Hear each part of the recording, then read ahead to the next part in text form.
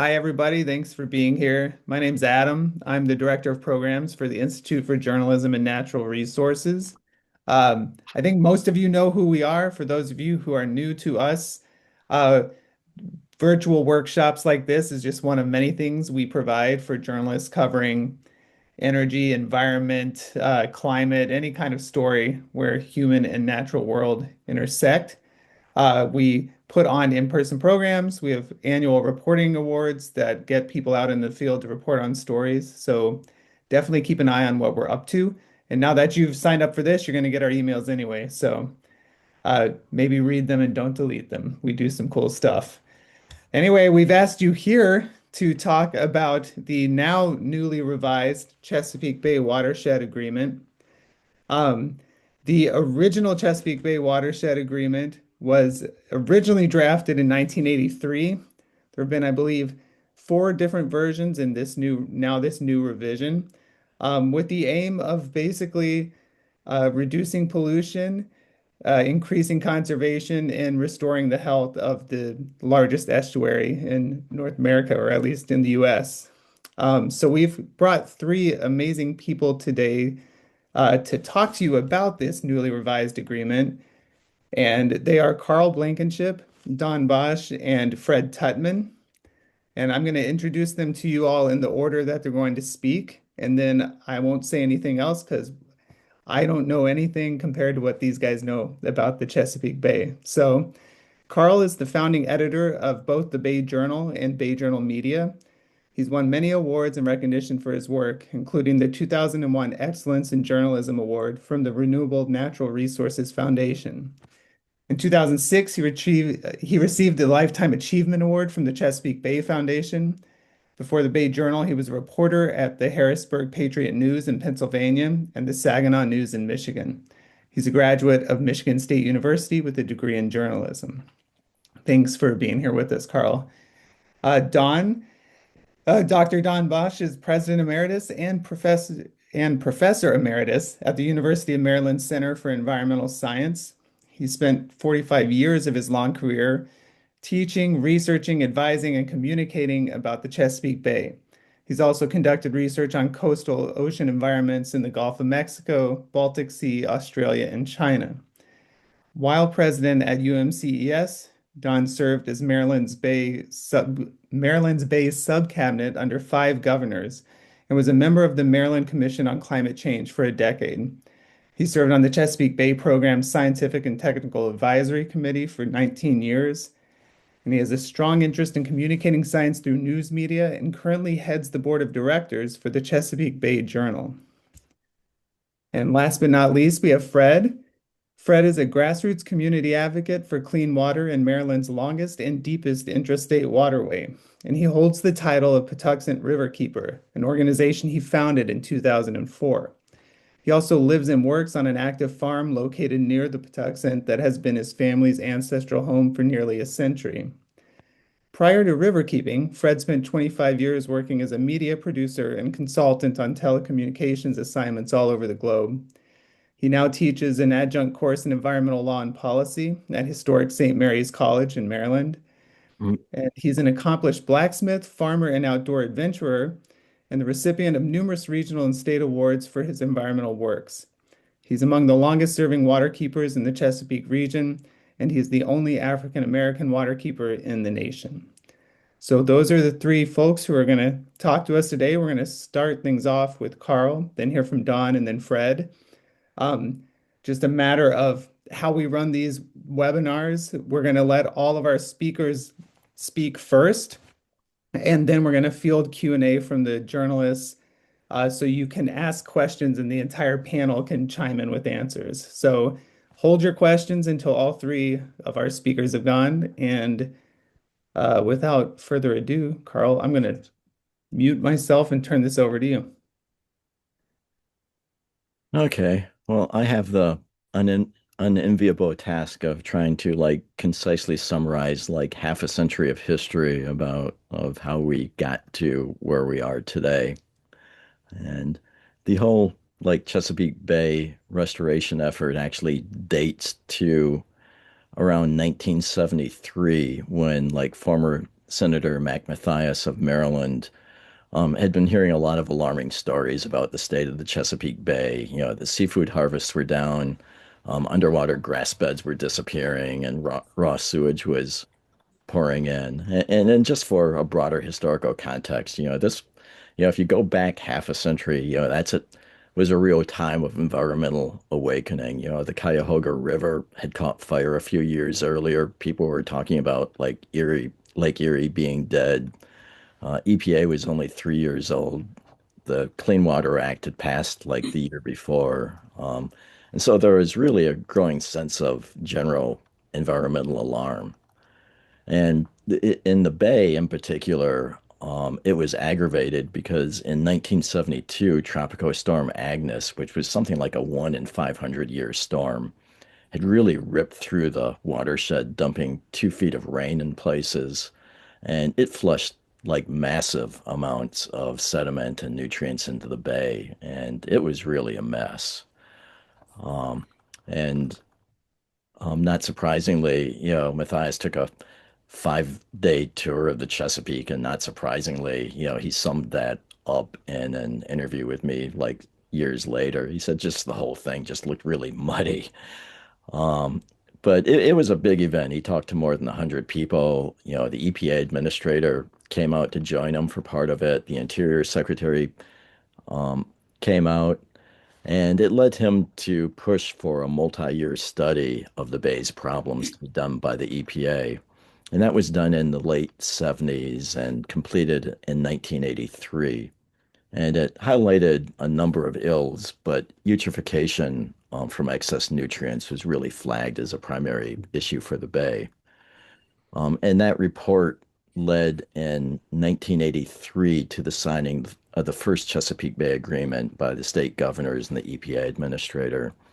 That was just a one-page agreement that didn't do much, except it did commit Maryland, Virginia, Pennsylvania, and the EPA to work together to improve the health of the Bay. And it created the state federal Chesapeake Bay Program Partnership, which oversees that effort to today. And, signing a one-page agreement doesn't really sound like much today, but again, if you go back 40 years ago when that happened, at that point, Maryland and Virginia really were at odds over a lot of bay resources. In fact, they literally had been shooting at each other over oyster grounds not that long before, and Pennsylvania didn't even touch the bay. And so getting those parties together in a way really, in retrospect, was like I say, it sounds modest today, but it was kind of a landmark event back then. But the 83 Bay Agreement didn't give much direction, about what this new Bay Program partnership should be doing. And a lot of time was just spent like organizing meetings and things like that. So direction really came in 1987 when there was new the second Bay Agreement. And, by that time, the agreement had grown from 1 page to 7 pages. And it began to recognize the broad scope of issues that needed to be addressed if they wanted to have a healthy bay. Now it was calling for things like restoring underwater grass beds, for restoring wetlands, protecting forest buffers. It called for cooperating on fisheries management, improving fish passage at dams, reducing pollution. It called for managing growth and development on the watershed, as well as public access, improved education, and other things. Um, but most of those commitments, really involved doing studies because they were still kind of in the learning phase of things. But, all those studies kind of led to the perception that that agreement was lacking in teeth. So at the last minute, they added a commitment to reduce the amount of nitrogen and phosphorus entering the bay by 40% by the year 2000. And that goal was set on some early modeling, which suggested, that type of reduction would get oxygen to the deepest part of the bay, the so-called dead zone. And basically all our subsequent agreements have really called for kind of that level of reduction from the amount of nutrients that were entering the bay in the early 1980s. Um, you know, the that agreement and that goal really sparked a lot of excitement. And people really thought the bay was going to be fixed by the year 2000. I mean, that was a time of real optimism about what was going to be going forward. And I started covering the bay in 1990 and was going to all these meetings, and people were really enthused. And at that point, I kind of wondered what I'd be doing for a job after 2000. But um, I really didn't need to worry about that. In fact, the Bay Journal started publishing in March 1991. And I had an article on page 3 of that issue about a new report um, that said reducing nutrients was going to be a lot more difficult than people thought, that efforts to control runoff were probably less effective than people were thinking, and that the impacts of growth threatened to offset progress. And, basically, I've spent the last 35 years of my career just spending a huge amount of time rewriting that story, just, as we keep relearning that same lesson. And needless to say, the 2000 goal was not met. They didn't get particularly close. And that led to a third Bay Agreement, which was Chesapeake 2000, which was now up to 13 pages long. And it had more than 100 commitments.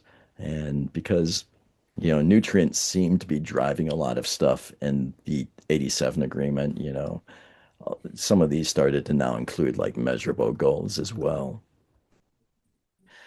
But Chesapeake 2000 really turned out to be overwhelming. It was hard for people to even keep track of, more than 100 commitments.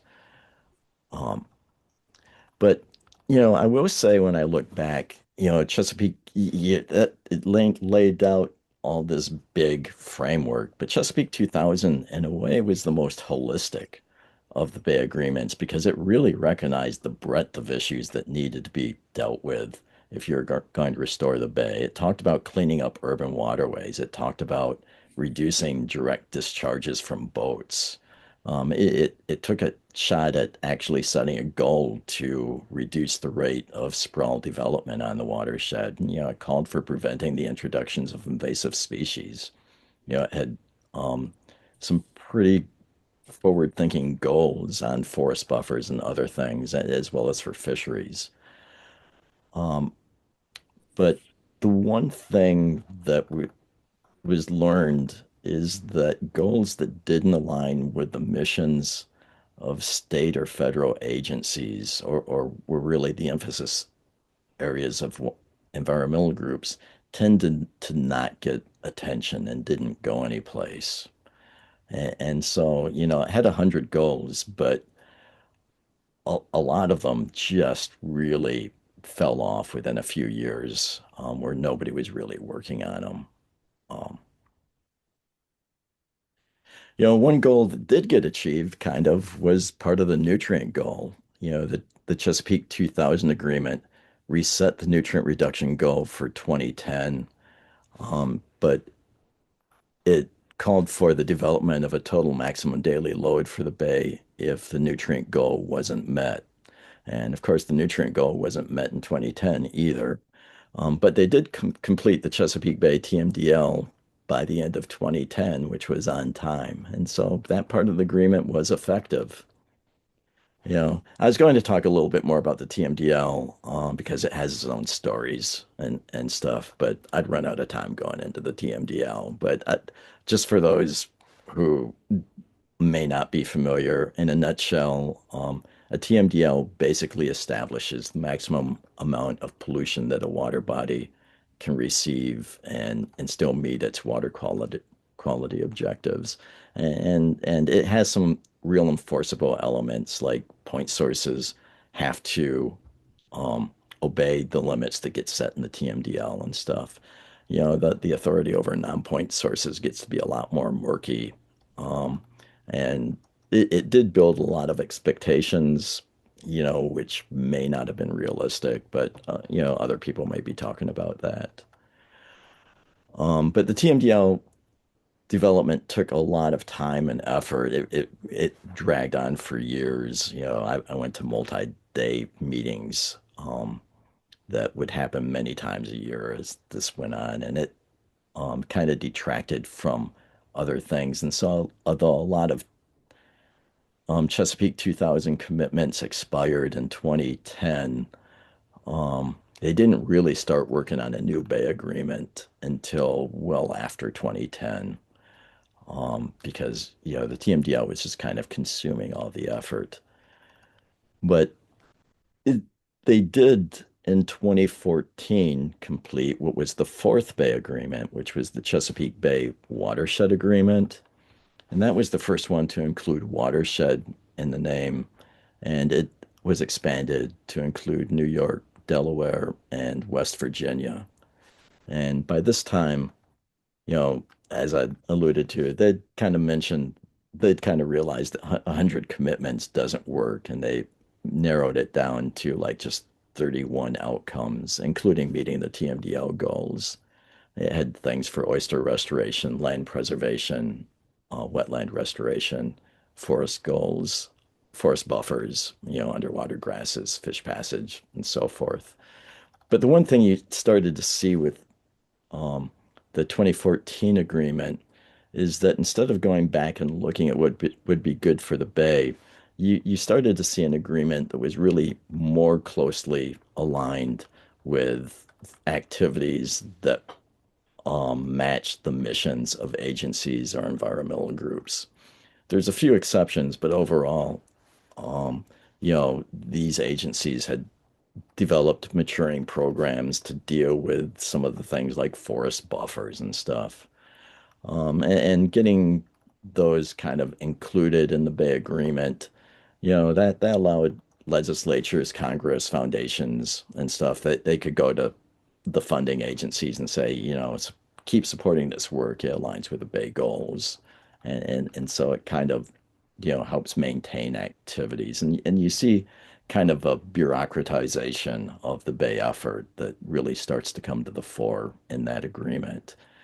And so you, you start to see things that instead of a commitment to address sprawl, you see a commitment to do things like increasing urban tree canopies because planting trees meshes with the goals of agencies and environmental organizations, and it's a much narrower focus. And similarly, you start to see, some of the outcomes in Chesapeake 2014, like the brook trout and black duck gulls. That's really just partnering with regional efforts, um, and connecting existing regional partnerships that work on those issues to the Bay effort, and with the theory that it creates more oomph behind those goals if there's like more organizations involved, but they weren't really doing new things. And so that brings us up to the um, latest, and probably least remarkable of the agreements, which is the 2025 one that was just signed off on this month. And it's really not an agreement. It's really just kind of an update to the 2014 document. And the most remarkable thing to me is that it took 2 years to do that. Um, there's a few new things. There's talk in there about improving mussel populations in rivers, and a couple of small things, but it's really just updating and resetting um, the goals, now with a 2040 deadline. And there a lot of controversy, and some of the others that probably talk about this was what the deadline should have been. There's a lot of consternation over, whether there is going to be a deadline at all or anything. Um, but I would say, you know, my own comment is with the 2025 agreement, what disappoints me is just the continuing, um, it kind of reflects the staleness of an effort that's more than 40 years old. You know, we've developed programs to do these things that people are comfortable with, like implementing agricultural best management practices, you know, planting forest buffers and kind of these same things. And we keep doing the same things, but we don't really talk about things that get out of people's comfort zones, that could make a difference. You know, like one good example would be hardening shorelines is one of the most harmful things that people do to the bay. And you won't find anything in the Bay Agreement except some vague language that we should promote living shorelines. But those hardening shorelines, you know, just create real biological dead zones that nothing uses. And we continue to harden the shoreline at a rapid pace. And then so it's kind of like this continuing narrowing, you know. In the beginning, it was kind of overreaching, but now, you know, I think we've compensated by over narrowing, you know, what we would like to see. And that'll be borne out by probably having a bay that is less good than it could be in the future. That's all I've got to say. All right. Thanks for that overview, Carl. I appreciate that. Don, I think we're going to turn to you now. Wow. Well, Carl gave a tour de force, a encapsulation of a long history and with all the kinds of remarkable insights. Now I'll try to just build on it. First of all, just from a personal perspective, I was involved in Bay research during the 70s when all of these recognition of the systemic problems was being revealed. And I left in 1980 and then returned again in 1990. So I missed I was involved in this EPA base study before I left, and so I was seeing the development of the science to support the understanding of what was going on. But then it left when it before it culminated in the first agreement or the second agreement. And Carl did a good job of describing how that second agreement became more specific, but also had a lot of just commitments for planning rather than action, as well as the 40% nutrient reduction goal. But after I returned in 1990, I had kind of a front row seat for a scientist on the development of policy as well. I served on the environmental sub-cabinet, basically called the Bay Cabinet, for 5 Maryland governors, as well as being on the Scientific Technical Advisory Committee for the Bay program. And so I watched the development of the 2000, 2014, and 2025 agreements fairly close up, always trying to bring the science to bear, helping the understanding and policy development. So going back to where Carl started, the original motivation for the initial agreements was this issue that was recognized and revealed and documented during the 70s of this tremendous increase in loading of nitrogen and phosphorus into the bay that really began accelerating in the 1950s, industrialization of agriculture, growth and development, and the like that caused it. And that led to this commitment in 1987. The one numerical commitment that was in that document of a 40% reduction. And as Carl pointed out, that number shifted a little bit, but at the margins. And so it's a little more than that overall now. It depends on what you mean by 40% and what does it entail. But basically, we're struggling to try to reach essentially the same goals for 38 years. And then, as Carl pointed out, it became presumably mandatory, with a requirement that the jurisdictions under the TMDL provision of the Clean Water Act, which defines the maximum loads that the system can sustain, and requires the jurisdictions to find a ways, not the EPA, which is limited in terms of its authority, particularly over row crop regulating row crop agriculture, but the states presumably have the capacity to develop laws and policies to achieve those additional reductions. So it's important to recognize that this whole Bay program, the legal authority for the program is under the Clean Water Act, and that the reduction of nitrogen and phosphorus are the only real commitments under the TMDL with legal teeth. All the other commitments in these agreements are voluntary. Some people have called them aspirational. Some people have called them ambitious, but they're not necessarily bound by laws.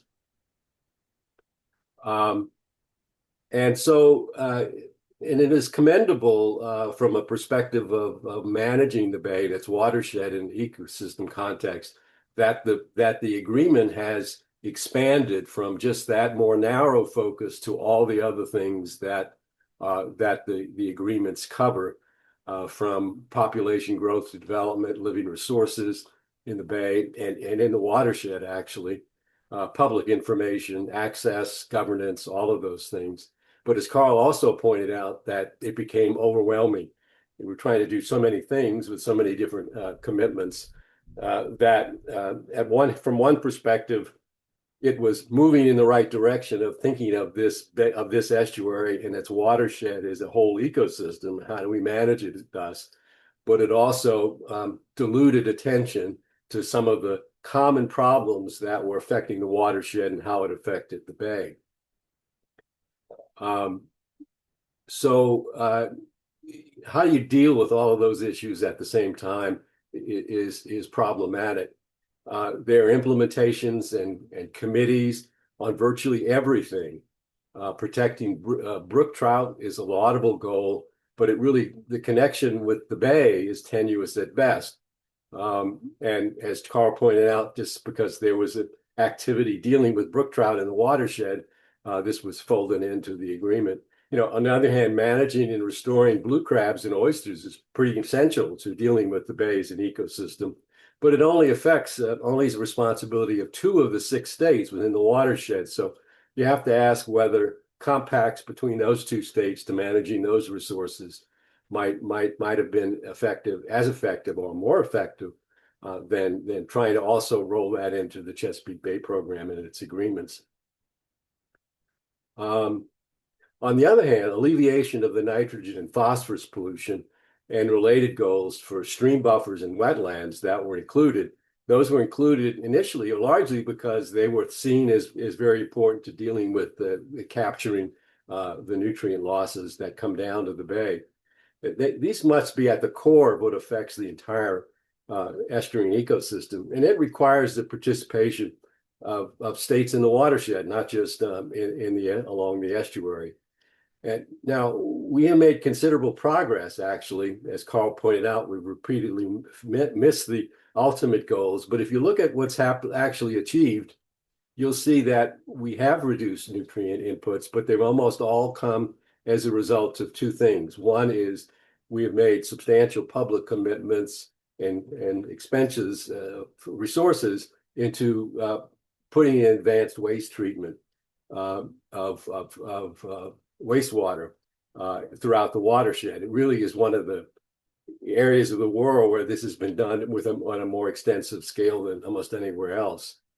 And on the other hand, although it was excluded from the original calculation of the 40%, one of the benefits that the Bay has realized is a result of steps taken to deal with air quality for human health concerns is the control on NOx emissions, nitrogen oxide emissions from power plants and from automobiles that have reduced the nitrogen input into the Bay and its vast watershed. So those are the areas where we've had the most success. And as he pointed out, the controls of non-point sources or diffuse sources from agriculture and from developed lands, stormwater runoff from developed lands have really lagged. And in reality, we find ourselves trying to swim upstream against the trends towards agricultural intensification. That is, the pressure is on agriculture to have higher yields, crop yields. So that means you don't want to, there's an avoidance of a risk of under-fertilization of crops and so on. And the second hand, we really increase the animal production, intensity of an animal production at a really kind of impressive rate. that's far outstripped the rate of the population growth of the consumers and so on. We've really and made this our agricultural systems really to support very intense animal production. So unless we deal with those issues, those drivers, as Carl pointed out, we're talking about various little practices, but not dealing with the big challenge that we faced overall. Now, so the new agreement says after 38 years of trying, just give us another 15 years. And this is only after public outcry. In the initial draft of the new agreement, there was no deadline for this to be achieved. And actually there wasn't even a mention of the TMDL mandate in the first draft of the agreement. So really the public and scientists and environmental groups basically said, wait a minute, not so fast, you can't walk away from this. And now, nonetheless, in the end of the agreement, largely resulting in really, as Carl pointed out, it results in a reaffirmation of previous commitments, and in some cases, increasing those commitments, although over a more extended time period. So it is what it is, and so it came out more, I think, more acceptable and useful than it started out in the drafting period. The process, as Carl pointed out, was just bizarre. In 2022, the governors, the executive council, and the head of EPA basically noted that we were going to miss the 2025 deadline on a number of the goals, and directed the program to find ways to close those gaps, to meet more of those, and then also to plan not only between then and 2025, but then beyond 2025. And it was a slow walk process. And I have to say, this was actually under the Biden administration. They slow walked this process that really was debating and discussing how much time it would take to develop the next agreement, rather than actually closing any gaps or making any resolving any issues and making progress in that sense. So under the 2025 agreement, a major one of the things that's notable, also going to the present political situation, is that in the 2020 and 2014 agreement, there was for the first time a call, a specific goal for climate resilience, that is, increasing resilience to understand adverse impacts from changing environmental conditions, and including climate change. There are no commitments in that for mitigation, reduction of greenhouse gas emissions. It's strictly an adaptation goal. And that in the present agreement, this is completely eliminated. There is no climate goal. In fact, you search for the word climate, it doesn't appear in the agreement. And this is obviously because of the predilections and the ban of these kinds of issues by the Trump administration. Now, I think the framers tried to work around that by creating an outcome under the that deals with changing environmental conditions without mentioning climate. Obviously, they have to be included in that under the healthy landscapes goal. But what happens as a result of that, in the previous agreement in 2014, there was actually specific reference to dealing with planning for, adapting for, dealing with the effects of sea level rise. In the present agreement, there's no outcome. There's no that deals with sea level rise. Now, if you think about a coastal region like the Chesapeake Bay with its low-lying landscapes, this is pretty substantial emission that under this agreement, there's no commitment or obligations to deal with sea level rise. There is a mention in the principles in the preamble. Sea level rise is still in there because it just captured from the previous agreement, but there's no recognition or no willingness to address this. So one of I've already talked about the process by which this was done.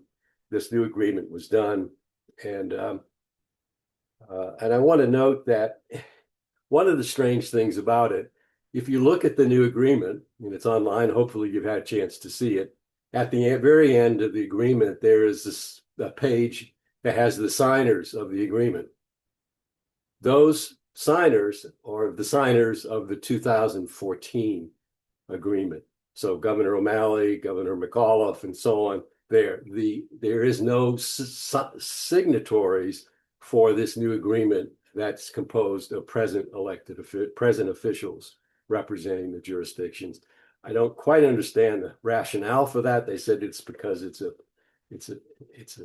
revision or continuation, modification of the previous agreement. But one wonders whether there's a plausible deniability of who takes responsibility for this agreement going forward. So that's my brief set of comments. Adam.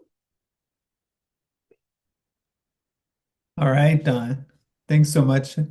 So Fred, let's hear from you, and then I know folks have questions, and we'll kick that off after you've said your piece. So the floor is yours. So I can't help but note the irony that 40 years ago, when this stuff was being thrashed out, I was in Argentina covering Margaret Thatcher and Costa Mendez and Al Haig fighting over the Falklands War, and nothing could be farther from my mind than what was going on with the Chesapeake Bay. You fast forward 40 years, and you have to confront the factoid. We haven't cleaned up any of these rivers, any of these tributaries of the Chesapeake Bay. In 40 years of trying, we haven't cleaned up even one. As much as we now have 70% of bay waters that simply do not meet Clean Water Act requirements and are considered impaired. This is a public health catastrophe. And yet it doesn't really take, I mean, I'm younger than some of the people on this call. I'm pretty sure it doesn't take several lifetimes to clean up these rivers. As Dr. Bosch has pointed out, these are resilient waterways. If you stop putting duty and other stuff into them, they tend to get better really, really fast.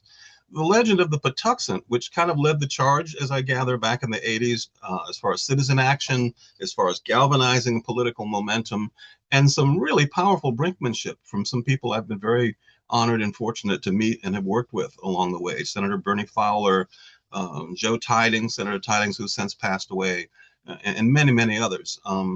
Senator Weingrad, who's still with us, who's been a champion for these issues all along. And yet, what we know is that during one political administration in the 80s, when the state government of Maryland focused on the Patuxent River, it got better really, really fast. But in order to harness that momentum and to pass laws that affected all of the rivers in the state, because when they went to the General Assembly to memorialize the outcomes of this original lawsuit that started on the Patuxent, that picked up momentum in the early days of the Federal Clean Water Act, they found they couldn't get much passed unless they basically created a Chesapeake Bay program. So the Patuxent kind of got left in the dust, ticking a number with all these other rivers that need attention paid to the various issues and problems. So I'm pretty sure that as a citizen activist now, no longer a journalist, my prescription for this stuff is pretty bleak. As much as we've made all kinds of progress, the truth is none of it is proportional to really save these waters in anybody's lifetime. And it's a slap in the face to have the folks who honestly care about these rivers. I'm not suggesting there's anything bad faith about the framers, but they produced a plan that is largely unenforceable, pretty aspirational, largely rolls back many of the attainments that appeared in earlier versions of the plan. And where people on the other side, on the activist side, were looking for leadership, instead we get this kind of hazy, phasey, kind of also ran kind of point of view that really isn't much of a plan at all, really. As Dr. Bosch pointed out, it hasn't even been signed by the cognizant and authoritative people who ought to be, putting full faith and credit behind it. There are all kinds of issues and problems, and I don't know that we need to split hairs. An inadequate plan is a really bad plan, not one likely to result in the kinds of outcomes that those of us on the activist side have expected. Lots of us have donated and volunteered and planted trees and made financial sacrifices and done other stuff, only to be confronted with a plan that's not much of a plan whatsoever. It seems to be deeply compromised. I think perhaps politically compromised, but certainly scientifically compromised. I've seen various numbers that suggest that if you really do the math, it might take something like 350 years to see, noticeable improvements in what's going on with the Chesapeake Bay. And I'm going to assume that some of that assumes that the bay doesn't get much worse along the way, that we're talking about current conditions and trying to project those forward to 350 years from now. This kind of kicking the can down the road doesn't really give one much hope, that we've got backup from the folks who have the authority and the legal jurisdiction and the moral power to do something about a serious public health crisis. We have dwindling fisheries. We have people getting sick on contact at higher rates from flesh-eating bacteria from these resources. We essentially have a movement that is kind of dithering for a lucid plan, only to be confronted with kind of a hazy plan, which is really, really a lot to confront, I think, for those of us who are serious about trying to save these waterways. It makes you kind of wonder, is this just a plan for the sake of having a plan? Or again, do the framers genuinely anticipate that by following this, quote, plan, we're going to get something better than the filthy and dying waters that we have today? Remember, this is not an also-ran thing. If I handed you a glass of water and said, hey, this water's sort of clean, it's a much better and cleaner glass of water than the one I offered you last year, but it's the best we're going to do, it would be totally unacceptable, right? That clean water is a gold standard, right? And people who want sort of clean water, they're talking out of their heads. They're not making much sense whatsoever. The stakes here are incredibly high, which is why the burden on the framers of this is incredibly high as well. Some years ago, I was involved with a lobbying group that included some names that would be familiar to my other panelists. The Dr. Bill Dennison was there, Gerald Weingrad, Senator Tidings, former Congressman Wayne Gilchrist, and we trotted around to each and every one of the Bay States and met with the directors of the environment there and rolled out a 20-point plus plan of which you had to do each and every one of these things if you intended to save these waters. And every last one of those individuals looked at that plan and said, hey, wow, this is some really great work. Which 2 or 3 of these do you want us to pass? It's like, wait a minute. How about all of them? Right? There's no way to clean up these waters if you don't do all of these things. If you just kind of scratch the surface and do 1 or 2 of these things, you're making a gesture, you're tipping your hat, but you're not likely to get the kind of outcomes that people have been counting on, that are relying on. So if my perspective on this sounds a little darker than some, you have to understand that I'm no longer a journalist, I'm an activist. And I cannot sell nonsense to activists, right? People who want real beef, who want real answers, who want real plans, and who want attention paid to problems that we've had for 40 years, that we just keep going around in circles around, trying to kind of get a different outcome by doing the same stuff over and over again. It really doesn't make sense. The students that I teach at St. Mary's College in my environmental law and policy class are struggling as a generation to figure out where they fit into this. What can they do themselves to actually change the fate, right? Because they're a little cynical. They've seen these earlier plans get signed and, not much really happens. They see people putting pen to paper on plans that they won't be in office long enough to really see the outcome. Like I said, in that earlier Patuxent fight, we saw enormous gains on the Patuxent River in a fairly short period of time, frankly, within the span of a single political administration. Yet, we now have this premise that it takes generations in order to keep picking away at this. And if we don't succeed, we'll just sign another plan. What's the harm? What's the foul? We just sign another plan. So, yeah, I'm a little cynical about this and a little offended by it, because I think it stretches the intellect and the credibility of those of us who, like I said, have put forth quite a lot of effort and time and energy following various prescriptions that are supposed to lead to the resolution of these water quality problems, only to see, quite frankly, a half-assed plan. Really not one that's, it's a speed read, to be honest. It leaves out things like enforcement and enforcing existing laws. And it leaves out all kinds of things like climate change, which is glaring, really. So I would say we should reject this plan. And if the politicians and the administrative state isn't going to come forward with answers, then I guess it's up to us as citizens to make a lot of noise, to push really darn hard. If there's one lesson we learned from the Patuxent game, it's that a mobilized political force behind the bigger force is enough to get attention paid. And so I think this is a time for citizens to say, no, this is not okay. We need better answers, better plans, to come up with some plans of our own if necessary, but to not take this line down because it's unacceptable. It's just not acceptable to have, like I said, kind of this weak, entirely aspirational plan where the stakes are so incredibly high. And again, where people have reason to expect that we should get it right. We've got enough institutional experience and knowledge and background and history with this stuff to know that a really weak plan isn't doing anybody any favors whatsoever. So, yeah, like I said, the APA has the discretionary power, quite frankly, to impose sanctions and impose various remedies for failing to meet any of the kind of hazy targets for the most part that appear in this plan. But where's that spine, right? I know that many people see saving the Bay as a money-raising effort. How about a spine-raising effort? That would be pretty good too. So I'll leave it there. Awesome. Thanks so much, Fred and Don and Carl. So now we're going to open the floor to questions. The way we do this on our virtual workshops is you let me know you have a question in the chat bar, and I will call on you in the order they are received.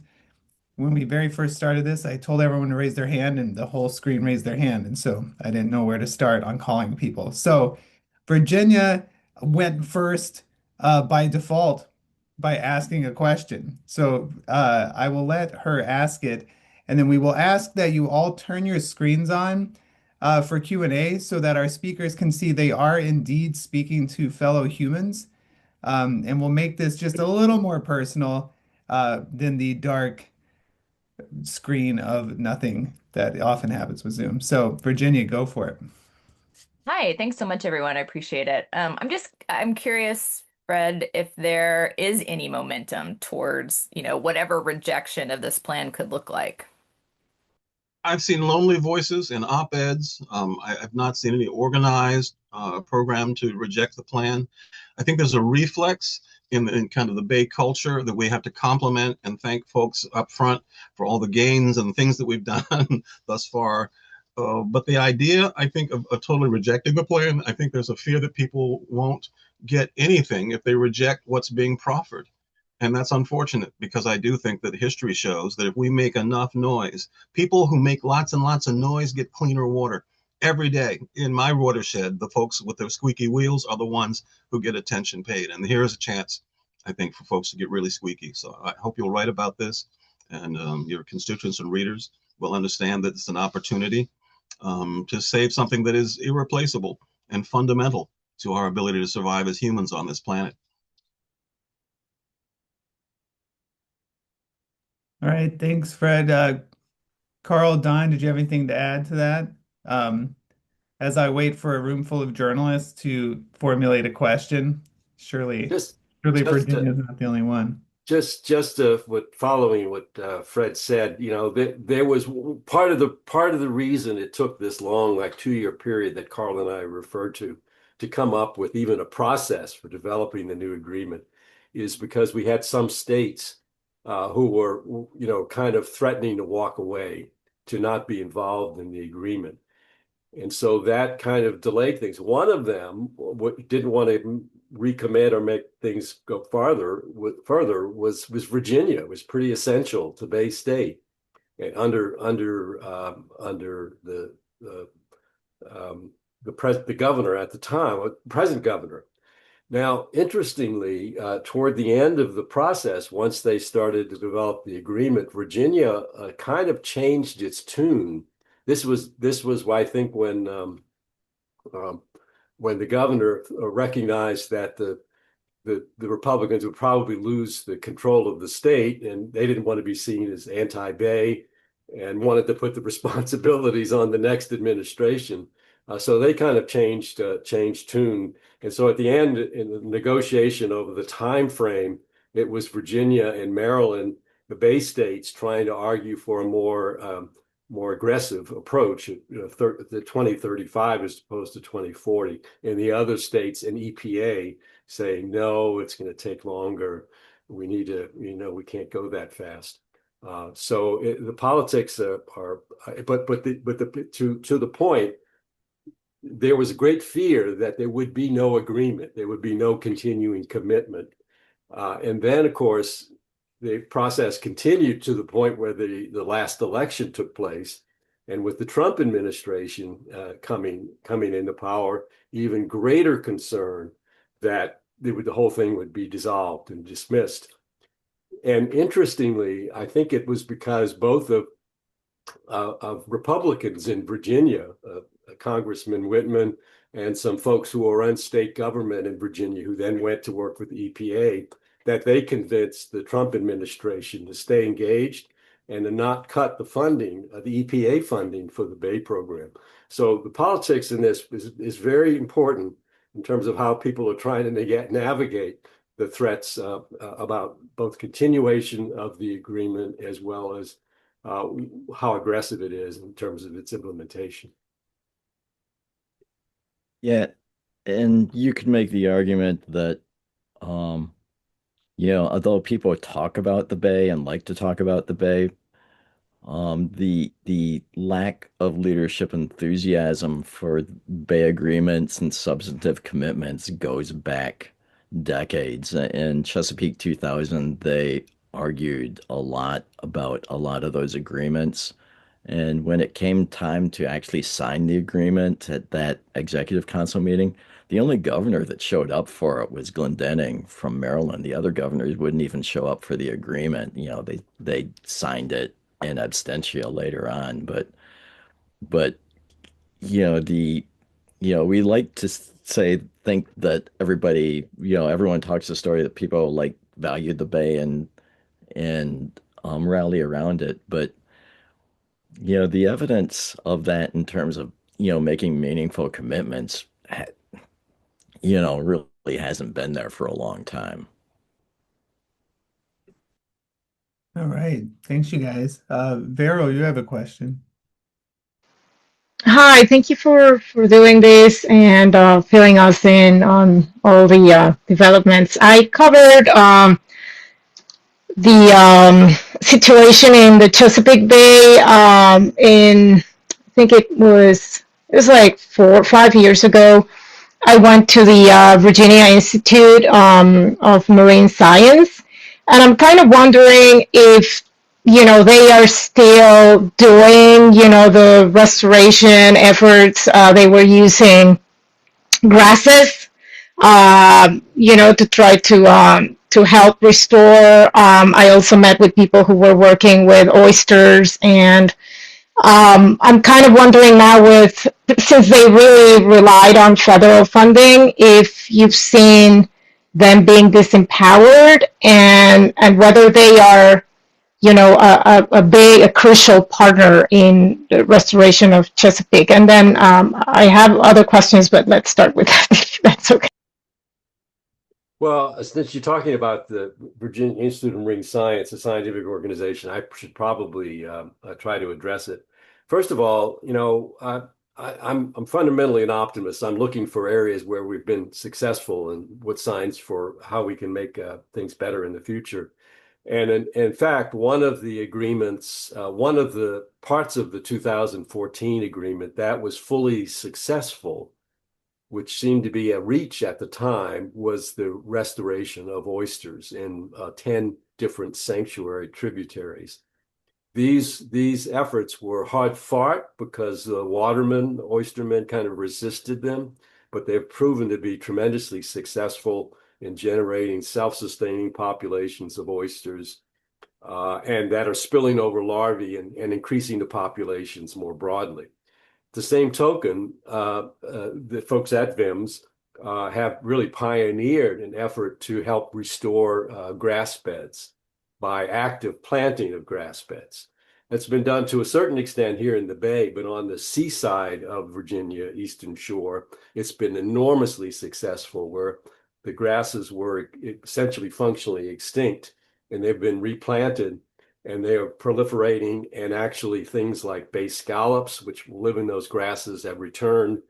So there is an opportunity to make some real progress. And as Fred pointed out, if we get these things going, the bay, the ecosystem has enormous power to clean things up and sustain itself. And so we're seeing signs that there's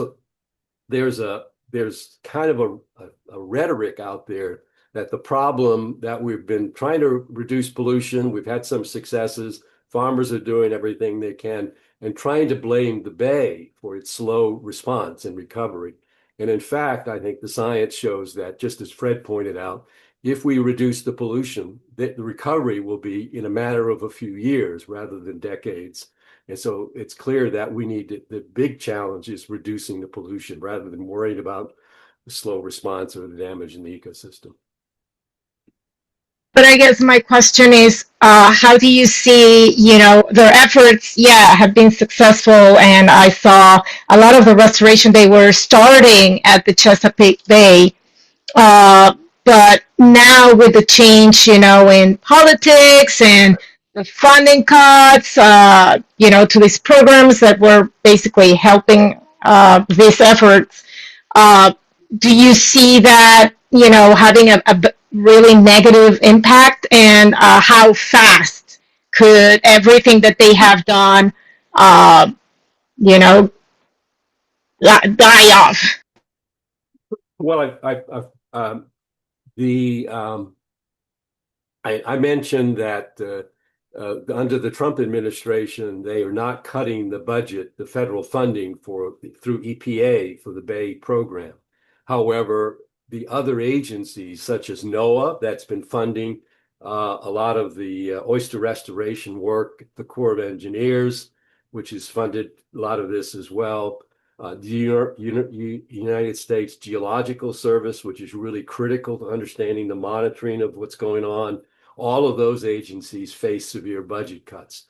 And then the scientific community that relies and does its work, largely funded by federal grants for advanced research, they're really hurting. They're really seriously in trouble now with the budget cuts that have been implemented and the restrictions on the type of funding, the type of research that can be done, like climate, related to climate. It's going to be the Trump administration is making it very, very difficult for that work to continue.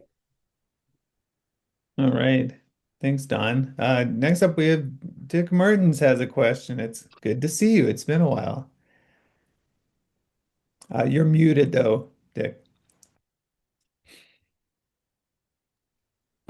There we go. Backward. Thank you very much. It's fascinating. And I hope this question isn't too broad. But I just wonder, the problems facing Chesapeake Bay are problems all over the country, including, I'm in Chicago, the Great Lakes, especially Lake Erie, the Mississippi River, the Gulf of Mexico. Are there any lessons from the Chesapeake Bay effort that for the rest of the country? I'm pretty sure that I thought about this a lot, actually. I'm pretty sure that because a lot of the folks who are involved in the Bay preservation effort are scientists and educators, that they have seen these as both science and educational problems to be solved. I actually think it's an activist problem, like civil rights, like women's rights, like human rights. And the idea that you can clean up these rivers and make everybody happy is ridiculous. If you clean any of these rivers up, I guarantee you someone's going to get pissed off fast. The truth is, as much as people keep expressing support for the aims of cleaning up these rivers, when it comes down to the brass tacks of doing what is required in order to do it, then yes, it's true that people are going to have to change the way they conduct their businesses and how they do things and how they regard these waterways generally. It requires fundamental rethinking, I think, of our relationship to these resources. And that's really, really hard. It's incredibly hard to fund that, incidentally, right? And so that's why I think it has to be an activist move. That the endeavors we're involved with that's full of professionals and funded science are the ones that kind of founder and get caught up in the analysis and the paralysis of that analysis. The ones that are resolute about dealing with fence line and front line problems are the ones that tend to do really, really well. If these were movements that had bigger political mass, in fact, frankly, if these movements were much more about saving not so much crabs and oysters, but people and communities, I think you'd have a much bigger tent, quite frankly.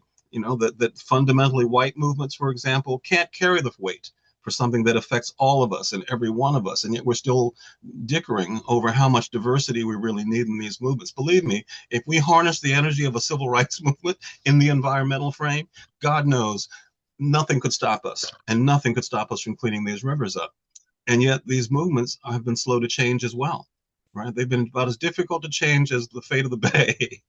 And so, yeah, I think we have to rethink these problems and whose problems they are, and refocus our efforts in ways that don't depend entirely upon funded activity, but largely upon passion and people's refusal to accept anything less, than full and successful resolution of these problems. I know it sounds idealistic, but that's what I see.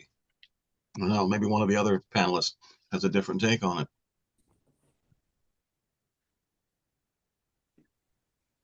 I don't know if anyone's going to try to follow that, Fred. That was a great, a I great can't speak statement. to Time. that, although Yeah. I understand the activism and political support is absolutely essential. But on your question of the Great Lakes and the Gulf of Mexico, yes, indeed, there's a lot of learning that's gone back and forth among those regions. I've worked in the Gulf of Mexico, on the dead zone in the Gulf of Mexico for a decade, and understand that in the interesting thing there is that the sources of those pollution are largely well removed from the Gulf of Mexico, 1,500 miles away. And so, although there are task forces and so on to try to deal with that, the resistance and power of the agricultural industry in those regions is so great that they actually mobilize their forces, because by saying we don't want to become like the Chesapeake Bay, where there are mandates to control agriculture. Now, see how successful that's been, right? So, in fact, that was the reason why the TMDL, when it was put in place, was brought to federal court, sued by the American Farm Bureau Federation, but not because they really concerned about the impact of agriculture here in the Bay, but they were concerned that the same thing would happen in the Midwest. Another very important issue that we share in common with the Great Lakes is that now what we've seen in terms of runoff from agricultural land in particular is that we actually are beginning to see an increase in the amount of phosphorus coming off of those landscapes. And that is because the regular application of animal waste, phosphorus-rich animal waste, is on landscapes, has resulted in a big surplus, an inventory of phosphorus in soils that is beginning to leak out.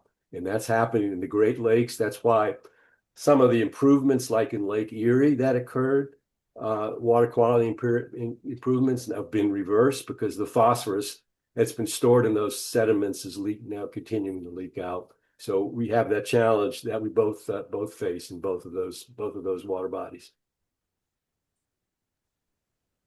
All right. Thanks, you guys. Kat, you had a question. Yeah, thank you so much for this. It's really informative. Carl mentioned earlier that Virginia and Maryland have fought over the management of the bay for a long time, going all the way back to the Oyster Wars and before. And I wondered if there were any particular sticking points between those two states in this agreement that either got worked out or were not addressed.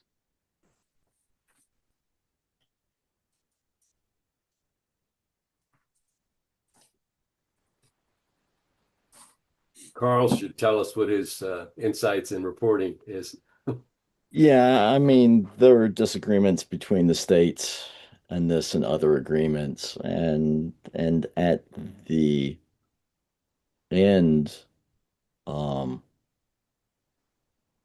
they basically negotiated away their disagreements. I can't think of anything that was specifically um left out of the agreement, you know, during the course of the negotiations. There were some differences towards the end on timeframes and things. Mhm. But, as is usually the case with the agreement, when you get closer to the deadline for actually signing something, they kind of work out their differences. So Don alluded to some sticking points early on and some lack of enthusiasm for Virginia, but um, at the end, and you, as I alluded to earlier, you kind of saw this in earlier agreements. You'd see some states that weren't very enthusiastic, but at some point, there is some pressure that you've got to get something done in terms of signing something, and that kind of pushes people towards resolution. I don't know if that directly answers your question, um, but yeah, I am watching it. Never doubted that at the end of the day they would get to some type of a resolution on their issues through Mhm. compromises and um I would just add in the history of this bi-state, the fighting over resources between Virginia and Maryland, there are these incidents in the past of shots being fired and across the borders and the like. But there are also some remarkable incidences of collaboration. So one of them is with the blue crab. This um, animal that's so important to the identity of the Chesapeake Bay region as well as the economy. When the evidence was clear that the blue crabs were being over-harvested and that we needed to cut down harvest amounts and pressure on the blue crab. And if you think of it, the blue crab, basically all of the blue crabs are born out in Virginia waters or off in the ocean off Virginia. They have to move up, so they transgress the boundaries, and we fish them in different ways. But it's all one stock, okay? So it worked. It was worked out, and the deal was struck between two governors directly, between Governor O'Malley and Governor Kane, Tim Kaine, now presently senator, about the compromises each would have to make in terms of the harvest. So in Virginia, there's a winter dredge fishery. So they agreed to cut that back. Whereas in Maryland, there were many people who were relying on harvesting females, in which you need to have more females to build the stocks up. So Maryland compromised on that. So there are ways that, and examples where both of the states have worked together on a common resource.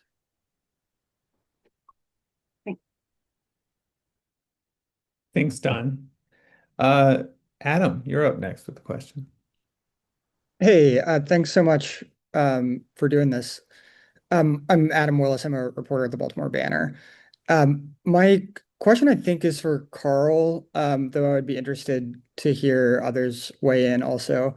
Um, Carl, you've done a lot of reporting over the years on um, the kind of particulars of nutrient pollution and questions around modeling and how much we can actually rely on the modeling and that sort of thing.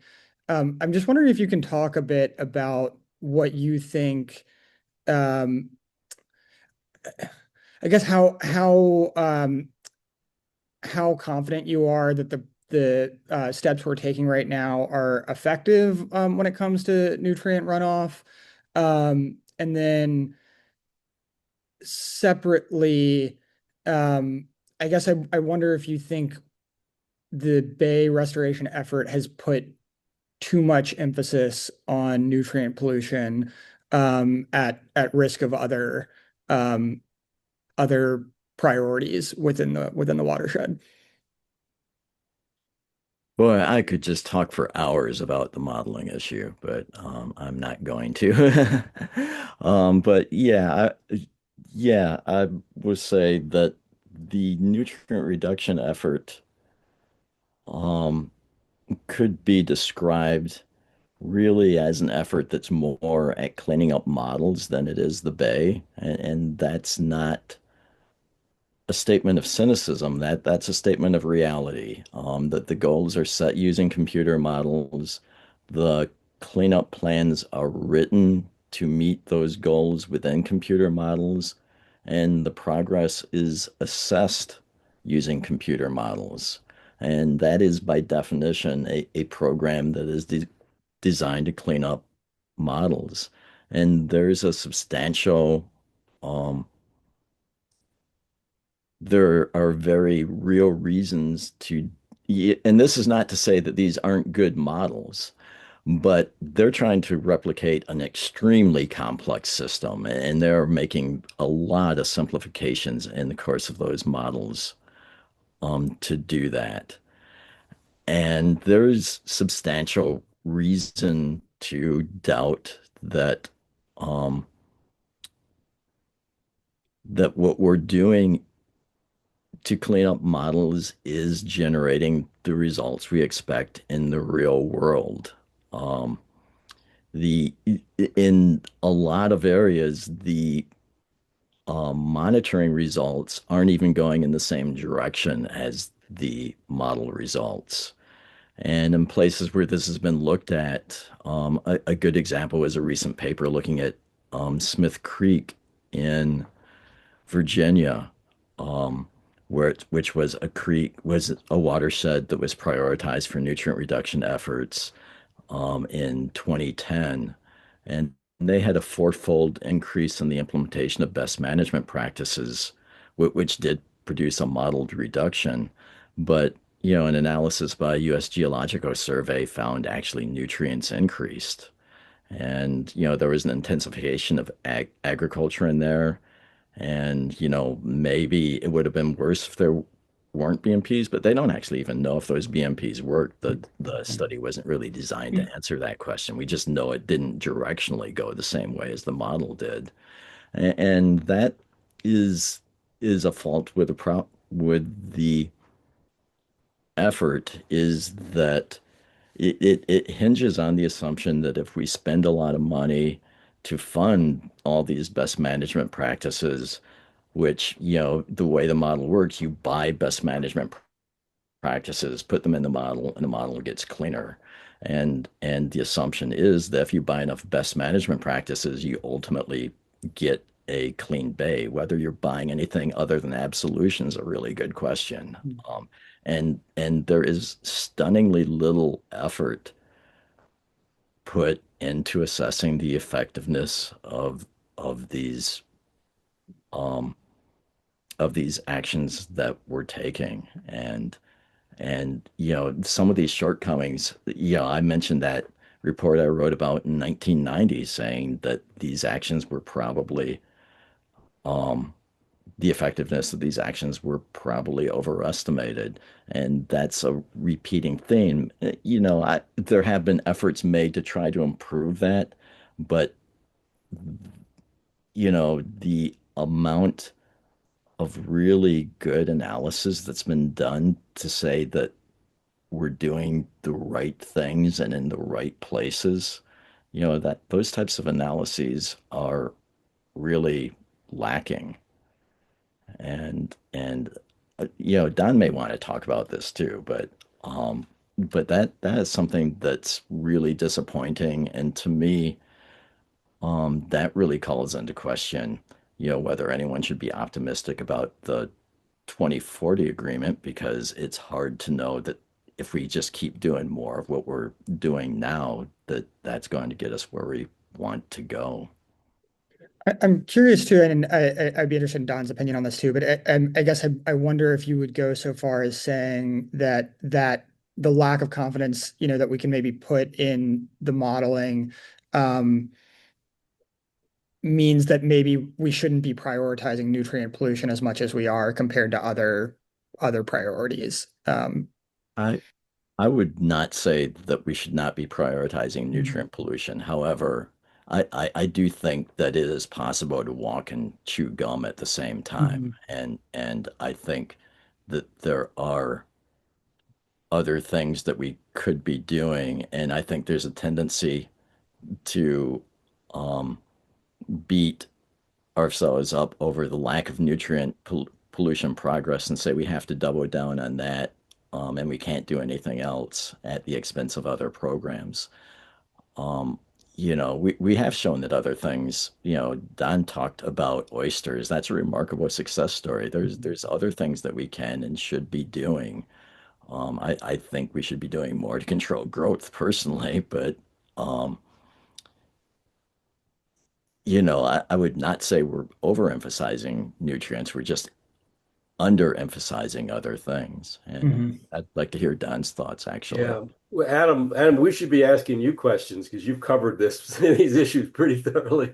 But in response to your question, two points. First of all, I think when you hear people saying overemphasized nutrient reductions, so we're not doing other things, those are mostly offered as an excuse for not making more progress and Mhm. doing that, blaming and I don't know if I haven't been, I asked people questions about, give me an example where we haven't done things because we've been focused on and I never get an answer. I think it's just an excuse. The other issue that Carl pointed out and you asked about, actually, there is one small obscure improvement in this new agreement that addresses this question. Because as Carl pointed out, we've always been playing the computer games. And so we've got the agricultural community has a feeling that they've accomplished a lot because the model tells them they've accomplished a lot. And so what in this new agreement has this very small clause in it that basically say we're going to assess our progress in reducing the nutrient inputs by um, what does it say? Array of evidence, including models, but also monitoring outcomes, monitoring the streams. So there is now one of the advances that's been made is there's this new analysis tool called metric, where the areas where we monitor in the rivers entering the bay, the nutrient concentrations, we're able to compare what we'd expect based on the models, what we'd expect based on the assumptions of putting in practices, what we'd expect if we incorporate the lag effect. It takes a while to have it, and compared that to the actual measurement. And so we can actually, for the first time, address these areas where we've got a gap in implementation. We haven't put enough practices in place. And then also where we have a gap in the response. That is, the things we put in place aren't as effective as we thought. So that's one improvement. Hopefully, they'll find a way to do this in an honest way where we can actually measure progress, not only on basis of the model assumptions, but also the real world observations. The one caveat, though, is that we have a large part of the watershed, but there's a lot of agriculture, a lot of urban development that is not monitored. There is because they're below the rivers that enter the bay. That includes large parts of Maryland, both eastern and western shores. So we need to find a better way, and we're using the computer model assumptions in terms of tracking progress there alone. So we need to get better about how we assess the reality of those model projections for the non-monitored watershed. All right. Thanks to all of you for being here again. We have time for one more question, I believe, and it's from Miranda, who actually had to hop off, but luckily we're recording this, and she sent me it on the chat, so I'll ask it for her. She's just curious to know if, as the EPA moves forward with the new waters of the U.S. regulations under the Clean Water Act, which will obviously reduce the number of streams and wetlands that are receiving federal protection. What extent is this a worry for the Bay? Are there any like places or stories or things she should be keeping an eye on there? It's a big deal. Actually, I was in a meeting of waterkeepers in the Chesapeake a few days ago, and the Gunpowder Riverkeeper suggested that a pretty big percentile of his watershed would actually end up being exempted from protection as a result of these new rules if they're approved, if they go through. I'm still assessing kind of what its impact is on the Patuxent, but I'm sure there will be, right? If we're reducing protections for what scientists have told us are the lungs and the kidneys of these rivers, then yes, we're going to see some impacts. It's a rollback. It's a rollback. There's no question. So yeah, there's a connection. there's a connection there for sure. Yeah. Specifically, the one of the other areas in the Bay commitments that have fallen well short is wetlands protection and expansion and restoration of wetlands. We're well behind with those goals were outcomes were set back in 2014, and we've got new outcomes stated in the 2025 agreement. Among those areas that we've been abject failure on is creating wetlands and agricultural landscapes, which are obviously very important in helping to trap the nutrients from agriculture. Also, thinking forward, we are seeing in the Chesapeake Bay actually an increase in net wetlands, and that's because largely because of tidal wetlands because of sea level rise. So we have a transgression of areas that are now becoming flooded and becoming wetlands functionally as a result of sea level rise. And so this removes the protection that would be afforded those as part of the aquatic system in terms of how we manage and preserve and protect them. So what we're seeing already is a tendency for people to put barriers up to deal with sea level rise, and they're basically avoiding the creation of new wetlands as part of the whole changing process that's taking place in the bay. So I think for that reason, looking forward, it's also a really challenging decision.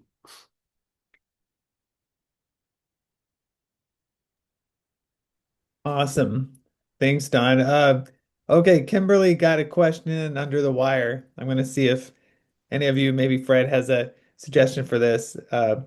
Wondering how people get interested in activism for this issue. What ways are you, Fred, working to try to engage groups to connect them to how this impacts them or their communities?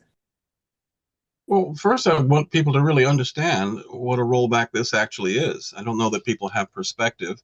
I think they do look to leadership to explain the intricacies of these long-winded documents and scientific studies. So I think getting people to understand that this, I think of as really a crisis, and I think of it as a public health crisis.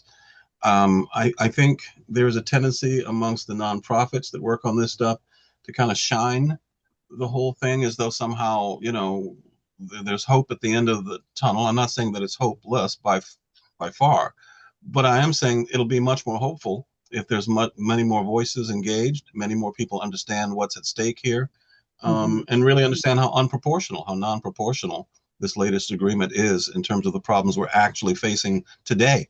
Not not aspirational problems, but real problems. Like I said, fence line, front line, all of that. So that's a start. Beyond that, I mean, organizing, that's a little complicated. I mean, it depends on what people can and cannot do. I know people are reluctant, particularly in the current political frame, to say out loud what's on their mind, what you have to say and whom you say it around. I think that's an issue and concern. The usual suspects, those of us who work on these issues day in and day out, are obviously really polarized and really fired up to do what we can do. But it'll help, obviously, if there's a groundswell of public support and understanding behind us. All right. Thank you. Perfect timing, Fred. They're right at 12, which means we can let you guys get back to your lives. Before we do, can we just thank everyone for speaking to us today? We do our IGNR round of applause. There you are in your Zoom thing, our little golf claps. So journalists, be on the lookout for a follow-up email with the recording here. And actually, I will share real quick my screen so you can get their email addresses. They're not hard to find, these guys, but here's who talked to you today and how to get a hold of them. And Don, Carl, and Fred, we just can't thank you enough. People like you volunteering their time and their expertise is kind of what keeps us in business. So we very much appreciate you spending a chunk of your Friday talking to a bunch of journalists.